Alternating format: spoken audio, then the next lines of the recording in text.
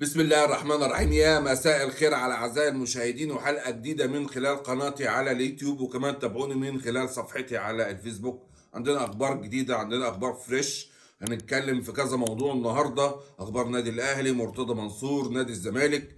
وهنبتديها بنادي الزمالك والمستشار مرتضى منصور. طبعا طلعت قناة نادي الزمالك امبارح، قالت ان المجلس مستمر، المستشار مستمر. يطمنوا اعضاء النادي، يطمنوا الجماهير. نادي الزمالك الامن مستتب، مفيش مشاكل. اللجنه دخلت تفتش، ما لقيتش اي مشاكل، وبالتالي احنا مستقرين ومفيش اي مشاكل. بعدين طلع من 3 ساعات او 4 ساعات مرتضى منصور، المستشار مرتضى منصور، على صفحته، وبيقول لك بما معنى البيان، هنقراه مع بعض كده. قال لك: الحمد لله على استمرار مجلس الإدارة الشرعي لاستكمال مدته رغم أنف الشامتين والكاذبين والمتربصين والمتفسحين. مازال مستمر على موقفه، وهو عدم الاعتذار رغم الإشكال الذي قدمه النادي، وأوقف تنفيذ الحكم. ولن أعود إلا بحكم محكمة قضائي ليمحي لقب المعزول الذي أهان قامتي وتاريخي، أو بإرادة الجمعية العمومية الذي اختارتني في 4 دورات، منها 3 دورات متتالية، إنها حصلت أول مرة في تاريخ نادي الزمالك. وبالنسبة لأحمد وأمير، هم برضو معتذرين. ورجع قال لك: اما بخصوص الشكوى اللي مقدمها في اتحاد الكوره للفيفا، يعني ان هو في خلال الاسبوع القادم دوت. طبعا هو بقاله 3 اسابيع بيحضر في الشكوى يعني، وقال لك في خلال الاسبوع الجاي هيكون مقدمها، عشان ما حدش يجرؤ بعد كده ان هو يتطاول عليه ويتطاول على النادي الاهلي. طبعا هنعرف بقى الاحداث اللي جايه، الفتره اللي جايه ديت ايه اللي هيحصل مع مرتضى منصور. وطبعا في خبر تاني نزل، قال لك رئيس بيراميدز القادم هو هيكون مرتضى منصور. طبعا في ناس اتكلمت في الموضوع دوت. هو تقريبا الموضوع زي ما تقولوا كده، يعني مش زي ما تقولوا كده، موضوع مش مقنع يعني. ان مستحيل تكون ادارة نادي بيراميدز مع رئيسها سالم الشمسي او ملاكه يعني، انهم يفكروا في حاجه زي كده يعني، ان هو يبقى رئيس نادي بيراميدز يعني. فطبعا دي من رابع المستحيلات يعني، والايام الجايه هتثبت لنا الموضوع دوت. اما موضوع لجنه الحكام، طبعا محمد سعيد المذيع في قناه النادي الاهلي فجر مفاجاه، والناس كلها حيته على الموضوع دوت. ان هو لجنه الحكام تعلن عن اي اللي بيحصل في مباراه الزمالك. عايزين نعرف من لجنه ايه اللي حصل في مباراه الزمالك والاسماعيلي، البروتوكول بتاع الفار وحكم الساحه وحكم الفيديو، ايه اللي حصل ما بينهم يعني.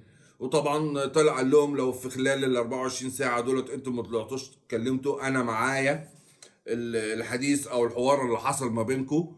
وفي ناس سربت الحديث دوت، وقالت لك ان في لاعب من الاسماعيلي كلم حكم الساحه وقال له ده صبحي ضرب لاعب من لاعبين النادي الاسماعيلي، وهو رجع للفار واتصل عليه وقال له: ايه اللي حصل؟ شوف لي الموضوع دوت. قال له: لا لا، ده ما فيش حاجه، ده احتكاك بسيط يعني. طبعا اللي هو مصطفى مدحت، اللي هو مصطفى مدحت دوت اللي هو حكم الفيديو. محمد عادل قال لك: خلاص، طب انا هعمل ايه؟ طب ما هو قال لي ما فيش حاجه، هرجع ازاي واشوف اللي حصل يعني. طبعا برضو الفتره اللي جايه هنتابع في الموضوع دوت ونشوف إيه اللي حصل يعني. اما بخصوص اسامه نبيه، طبعا اسامه نبيه طلع اتكلم وقال لك: لو ما اسوريو ده ما يعرفنيش، حد يعرفه مين اسامه نبيه. طب انا هتكلم على ان اسامه نبيه. عفوا، انت مين يا اسامه نبيه اساسا؟ انت تاريخك كله ما فيهوش اي انجازات. انت كنت لاعب في نادي الزمالك، لاعب عادي جدا يعني، هنقول اكتر من العادي بشويه. عامل مشاكل وعامل خلافات. وفي المنتخب، لما كنت في المنتخب، عملت فتنة ما بين لعيبة نادي الزمالك ولاعيبة النادي الأهلي، وعملت مشاكل مع حسام غالي، هو ده تاريخك. وفي فيديو ليك منتشر على اليوتيوب لما كنت بتعمل بصباعك حركات إيحائية لجماهير النادي الأهلي، هو ده أسامة نبيه، قلة أدب وبلطجة، ودلوقتي داخل يخبط في مدرب نادي الزمالك. ابنك مضى البيراميدز، ما تحورش. انت ليه بتحور؟ خلاص مضيت خليك قدها، واجه جمهور نادي الزمالك لو انت راجل، او لو انت قد كلمتك، او اللي انت تعتبر شايف ان مصلحة ابنك ان هو يروح يوقع لبيراميدز. ما تطلع تتكلم وتقول. اما ليه بقى بتخبط وتقول لك انا ابني ما وقعش وابني ما قبضش؟ لا، ابنك وقع وابنك قبض، وانت بتدور على مصلحته. الطبيعي على فكره اللي انت بتعمله، اللي مش طبيعي ان انت تطلع وتحور على جماهير نادي الزمالك وعمال تخبط في المدرب ان هو جمد ابنك عشان هو فعلا مش هيجهزه ويلعبه ويديله خبره عشان خاطر يروح يلعب في بيراميدز يعني. فالطبيعي ان هو يعمل حاجه زي كده يعني.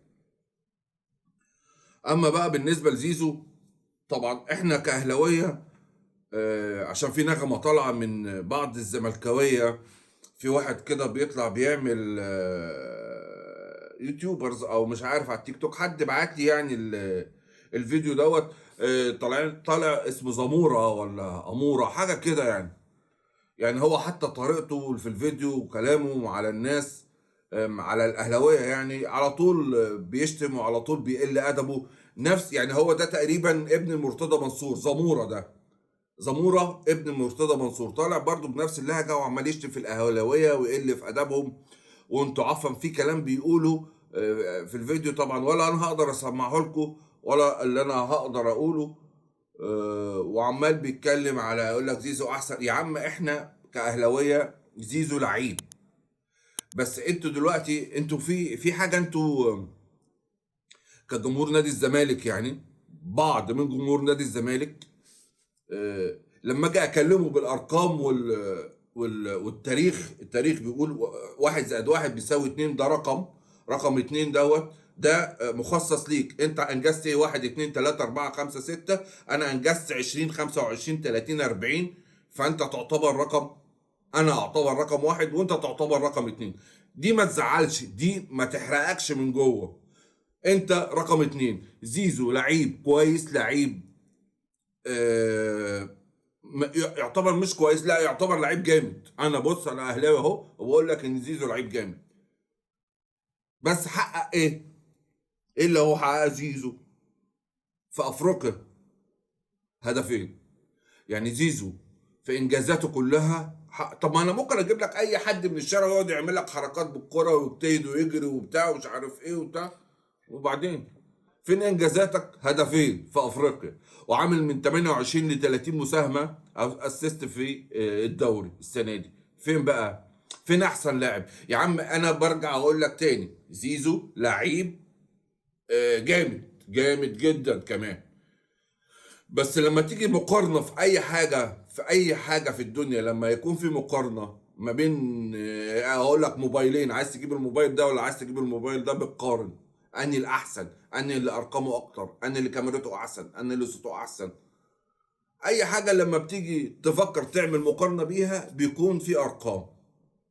فمعلش عفوا، انا لما هتقل شويه او هتكلم بحديه شويه مع واحد زي اللي اسمه زموره، يعني معلش يعني هو طالع طبعا عشان الريتش، وطالع عشان خاطر المشاهدات، وطالع عمال يخبط في جماهير النادي الاهلي وبيقل ادبه بطريقه. بس انا هفضل وراه يعني. ما علينا، سيبك من الشخصيه اللي ملهاش اي لازمه وشخصيه نكره يعني. وهنتكلم على حمدي الونش. حمدي الونش طبعا في اخبار وصلت ان هو ربنا يعني يتم شفاه، ان هو اتصاب تاني يعني، اصابه كبيره، وربنا يسترها عليه وربنا يشفيه يعني. اما بقى بخصوص النادي الاهلي وجماهير النادي الاهلي، طبعا احنا جماهير النادي الاهلي زعلانه على عدد ال 10,000 مشجع اللي هيروحوا يشجعوا النادي الاهلي مع نادي الترجي. فالمشكله عندنا ان احنا كنا متعشمين ان احنا يخش لنا بالخمسين والستين زي المباريات اللي فاتت. طبعا من اخر الاحداث الناس تقريبا قالت نهدي الموضوع شويه، عندنا ماتشات هتبقى اهم. ان شاء الله لما هنتأهل، وان شاء الله هيكون يعني انا بتمنى ان هو يكون الوداد، يعني نلعب الوداد. ولو صن داونز برضه تأهل، احنا برضه مستعدين له، يعني مفيش مشكلة بالنسبة لنا اذا كان وداد ولا اذا كان صن داونز يعني. وهنبقى محتاجين الجماهير ديت في آه، هنكون محتاجين الجماهير ديت في الماتش اللي هيتلعب في القاهرة في النهائي يعني.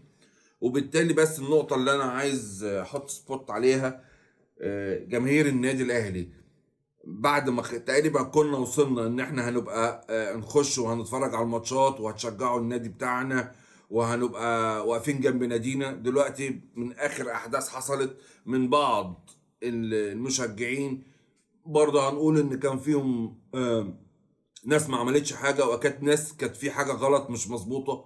عشان كده وصل بينا النتيجه اللي احنا رجعنا تاني لل 10000. وطبعا اداره النادي الاهلي واعضاء مجلس اداره النادي الاهلي والكابتن محمود الخطيب بيحاولوا ان هم يرجعوا الجماهير تاني بعدد اكبر من كده يعني، وهيبان بس تقريبا هي ال 10000. اما بالنسبه للخبر اللي بسط كتير من الاهلاويه، طبعا عندنا احنا بدر رجب دوت اللي ما حضروش يعني، كان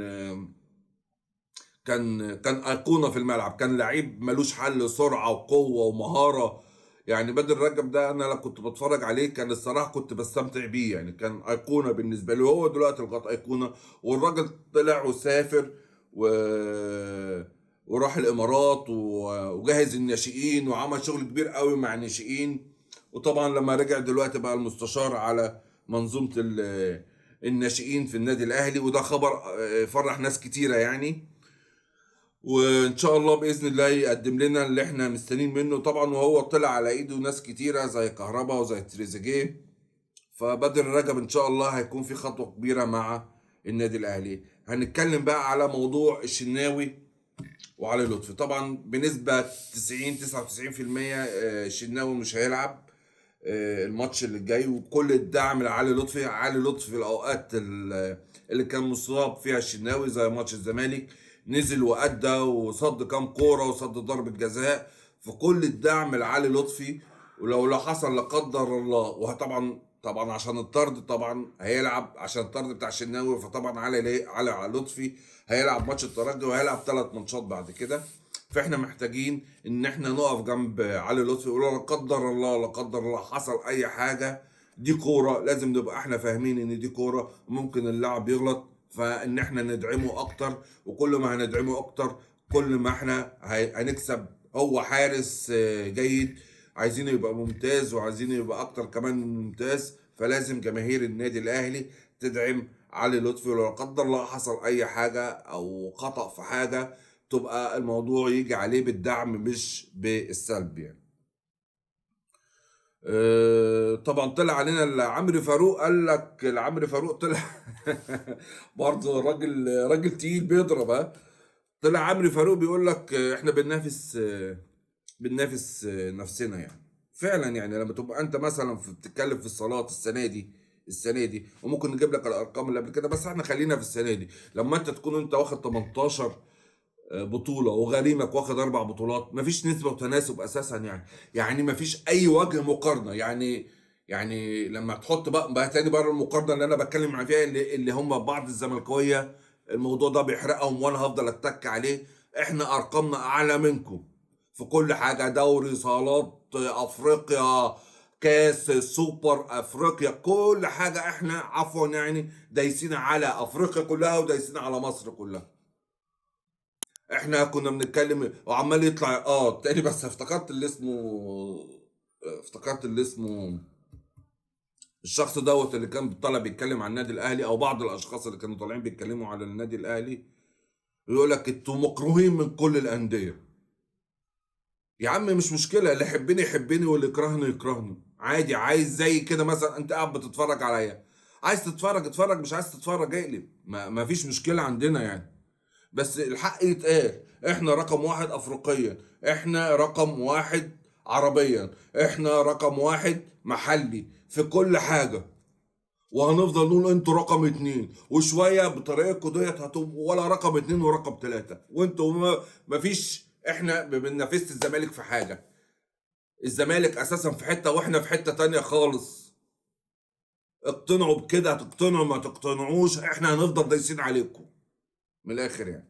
ومع نهايه الاحداث تكون دي نهايه حلقتنا. السلام عليكم ورحمه الله وبركاته.